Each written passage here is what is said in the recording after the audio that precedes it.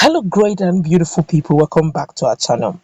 We're actually looking at the issue of ESN and the fact that the southeastern governors and southeastern politicians are putting their full radar on that outfit. But the latest of them all is one of the stakeholders, one of their prominent persons. Some may love him, some may not like him at all, but he is a voice that over time, all Nigerians have gotten to know is associated with Indibos.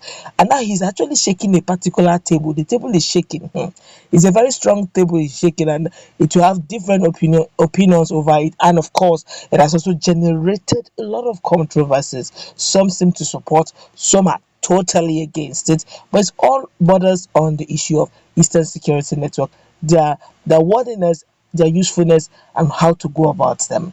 But before we go into the news proper to find out what it is that they are suggesting for ESN to be done, on that outfit, if you like it, subscribe to our channel by clicking on the red subscribe button. Beside it, you will see a bell notification icon. Please go ahead, click on it to get notified as soon as we update our channel on YouTube. Well, the leader and the founder of the Biafra independent movement, BIM, that's Chief Raf Owazurike, has appealed to the Southeast governors to take over the indigenous people of Biafra's IPOB security outfit, that's the Eastern Security Network, ESN. Wazirike further advised that the governors they should reject the ESN, that's uphold it, change it up, make one or two changes, and make it a responsible vigilante force for the southeast region. He made the comment yesterday, the Monday 1st of March, when he addressed journalists in Owerri, as Imo State capital, on the recent security situation in the southeast. Ralph Wazirike tells the Southeast governors to take over ESN, says Igbos can't afford another war.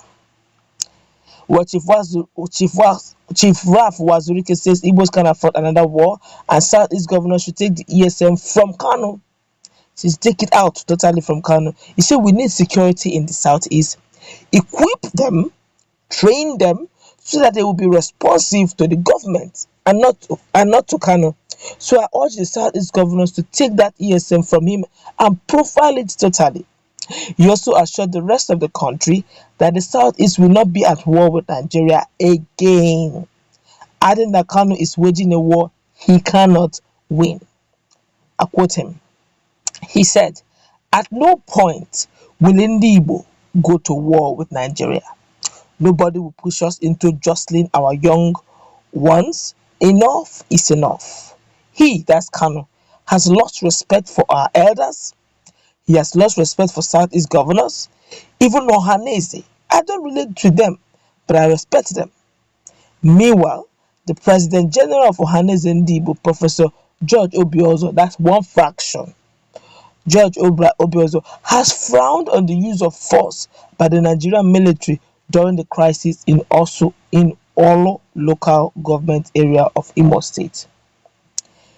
According to Professor Obiozo, who is a former Nigerian ambassador to the United States of America, applying force to tackle crisis will amount to national catastrophe. This is serious.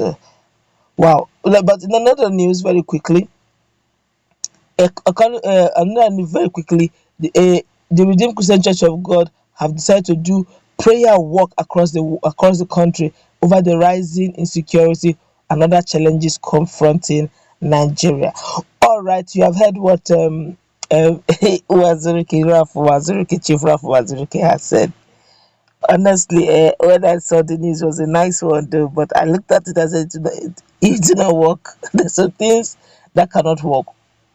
Except they're going to say this, except they're going to go back. I'm trying to play my head over the situation. These guys were called into it simply because they believed in the leadership of Nnamdi Kanu. And that was why when he called forth for security, they followed him. Now the question is, who is going to champion? There's a figure that is making these guys to respond. I think that figure is the figure of Nnamdi Kanu. Who would also call these guys that they would willingly volunteer to follow and guard the land? That's the challenge. Now, if you say the Southeast governors should do this. It's a nice idea, right? For some persons.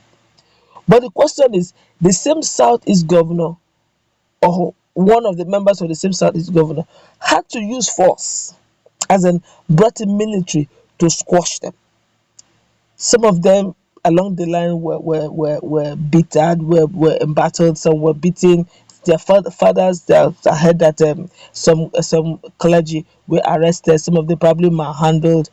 These guys will not quickly forget those treatment and want to be loyal to you. There are better ways to go around this. I keep saying this: don't use your last resort for first. If you do that, it doesn't make sense. You have lost it already. Crisis management has already been lost on that ground. But the fact that you have already used them, you have already squashed them, you brought military federal might against them, and now you want to cajole them to be under your usage, they will not. Unfortunately, they will not. If at the beginning you never used the federal might, you call them like your sons that they are. These guys are youth from them. Igbo extraction. I'm referring to the ones that are actually staying in Southeast. The Igbos, the one in Southeast are actually guys from Igbo extraction. They're your sons, they're your daughters. They're your people. You saw them grow up. Okay, you have just called them, say, look, guys, do this, do this, do this, don't do this, don't do this, don't do this. We know your plight, we can do this. Why not to protect our people? We still the same cause. But you didn't do that. You didn't call them. You threatened them, and you now brought federal might. And you're now suggesting that you should profile them and change them and become your people. No, no, no, no, no, no. It's not gonna work. There has to be a figure that they look up to, that when they say move, they move. Some of them practically worship Mazi Nnamdi Kanu. They practically worship. If you tell them move, they move.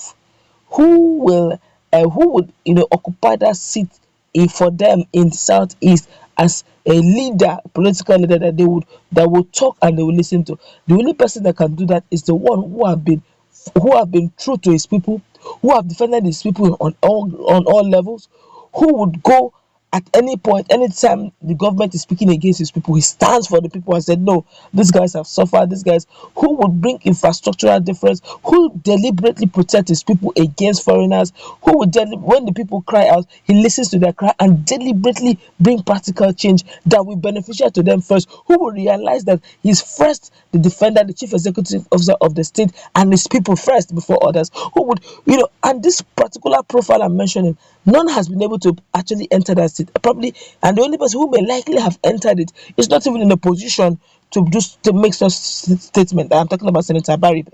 Abaribe may be Senator Yinaya Abaribe may be the only person who may look like somebody who can take that seat, but he's not even in the position to make such decision for ESN.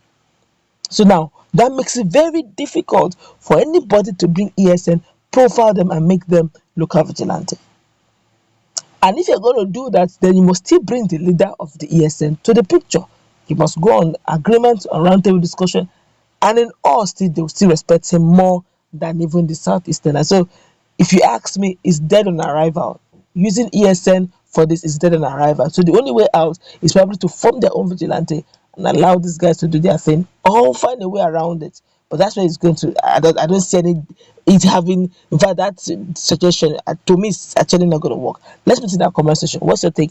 Do you believe that ESN can actually be reprofiled, rejuvenized, and made a security network that is fit and suitable for southeastern governors to make it a regional security outfit, profiled and accepted by federal government? Or do you think, in fact, it's now Mazi Nnamdi Kanu and even the ESN officials will never allow it, being the fact that they have been squashed, manhandled, and probably beaten at some